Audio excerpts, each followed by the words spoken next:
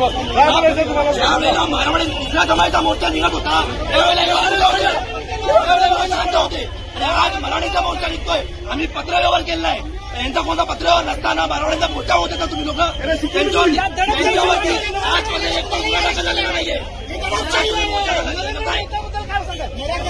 हे जबरदस्ती आमचे जिल्ह्याची सामना करतो रात्री घरातून उतरतात. मारवाड्यांचा मोर्चा तो हातूमध्ये एकावरती गुन्हा दाखल झाला आहे.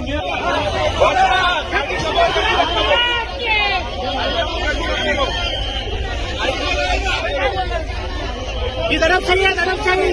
महाराष्ट्रातील लोक दडपशाही